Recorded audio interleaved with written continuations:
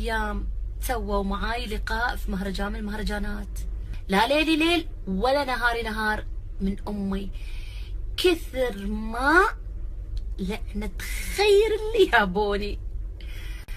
كنت ميتة خوف إن هالجريدة أمي تشوفها، وبالفعل أمي شافتها. مو هي اللي شافتها، الناس دقوا عليها: ألو، صدق بنتك صارت ممثلة؟ كانت تقول: شلون؟ وين؟ متى؟ آخر 3 كلمات سمعتهم وحياتكم.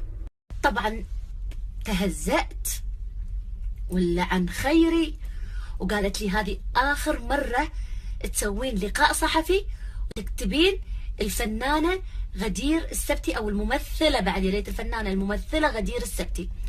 إذا سويتيها لا أنا أمك ولا أعرفك. قلت لها: إن